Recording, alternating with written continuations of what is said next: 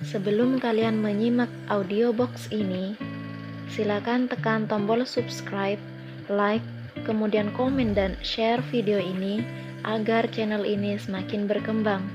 Terima kasih.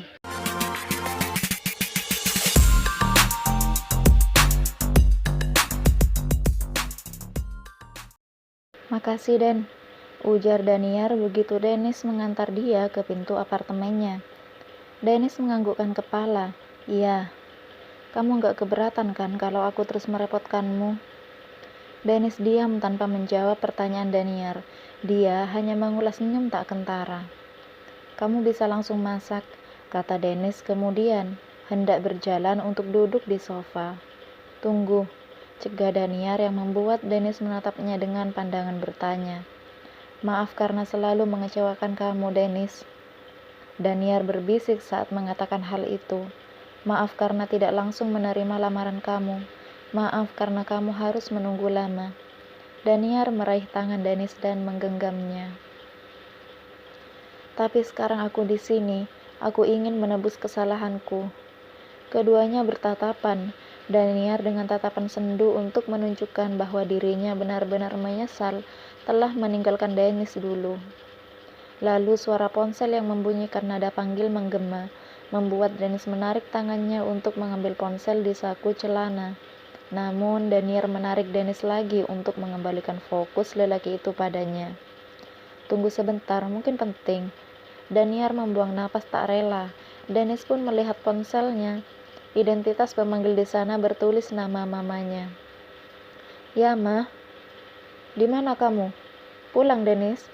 Mama menunggu kamu sejak sore dan kamu belum kembali juga. Ini sudah larut.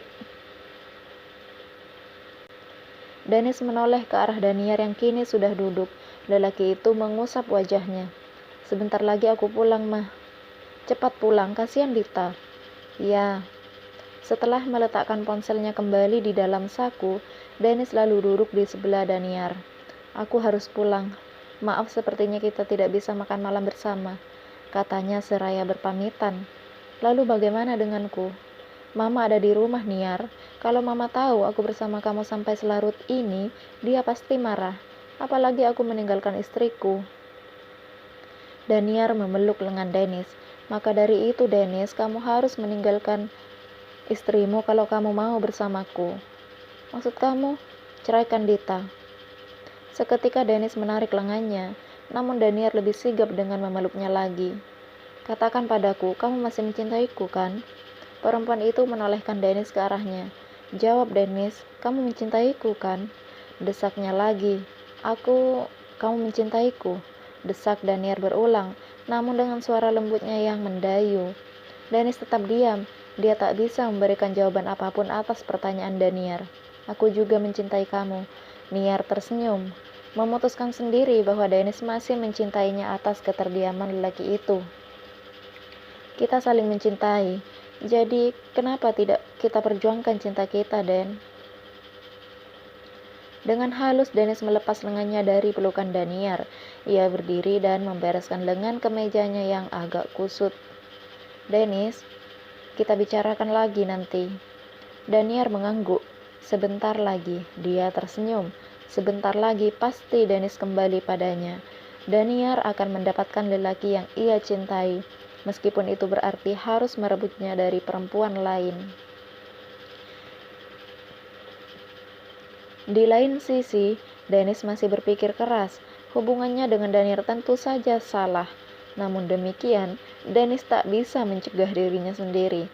Saat Daniar bertanya tentang cintanya pun jawabannya sendiri meragu. Jadi apa yang harus ia lakukan? Terus begini juga tak mungkin. Selama Daniar ada, perhatian Dennis selalu tercurah padanya. Benarkah keputusannya akan tepat bila ia bercerai dengan Dita? Dennis membuang napas kasar. Jalan pikirannya sungguh buntu. Ia menghentikan mobil di depan rumahnya. Pintu langsung dibuka oleh Dita sendiri. Kok pulangnya malam terus? Mana Mama?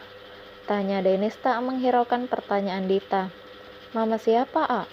Dita balik bertanya, bingung. Dennis mengernyit. Bukankah Rianti bilang bahwa mamanya itu menunggunya sejak sore? Menyadari bahwa dirinya telah ditipu, Dennis merasa kesal. Sudahlah. Dennis mengibaskan tangannya. Lelaki itu melangkah menuju tangga dan terhenti sebelum kakinya menginjak anak tangga yang pertama. Ia berbalik, seketika melempar pandangan menuduh ke arah Dita yang masih kebingungan. Kamu bicara sesuatu dengan Mama? Dennis menangkap adanya keterkejutan sekaligus ketakutan di mata Dita. Hal itu menguatkan asumsinya. Ia berderap, dengan cepat merenggut kedua pundak Dita, mencengkramnya di sana. Apa yang kamu katakan pada Mama, Dita? Kamu bicara macam-macam. Sakit. Dita meronta, ia meringis karena cengkraman Dennis makin ketat. Kamu bilang yang tidak-tidak ke Mama. Apa yang sudah kalian bicarakan, Dita? Dennis menggeram rendah karena Dita tak jua menjawabnya. Lepas dulu, jawab dulu. Dita tercekat, pandangannya terangkat dan nanar.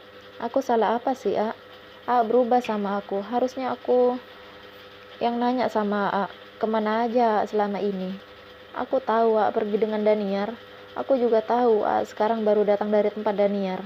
Setiap hati punya lelahnya sendiri, Ya, aku pergi dengan Daniar dan aku baru saja dari tempatnya. Sentak Dennis tersulut emosi. Lalu, apa perbuatanmu mengadu ke Mama bisa dibenarkan? Kamu bisa membicarakannya lebih dulu denganku. Aku mau bicara dengan tapi nggak pernah ada waktu untuk aku. Aku datang ke Mama, cuma nanya tentang Daniar. Aku udah bilang ke Mama biar nggak negur Kalau aku memang mau mengadu, aku akan datang ke rumah orang tuaku, bukan rumah mertuaku. Maaf kalau menurut aku salah. Dennis menghela napas kasar. Ia melepas cekalannya, membalikkan badan dan naik dengan kepala panas. Panggil Dita menghentikan langkah Dennis di tengah anak tangga. Aku masih istri kan? Tanyanya perlahan.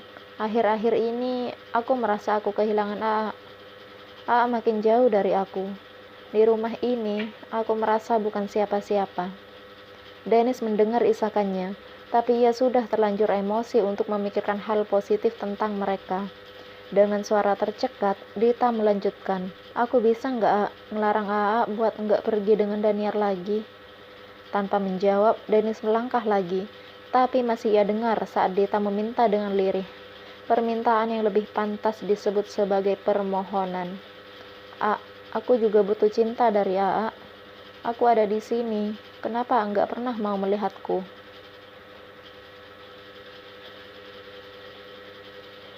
Dita tahu dirinya terlalu nekat. Ia tak akan mendapat jawaban. Seharusnya ia menunggu waktu yang tepat untuk bicara dengan Dennis.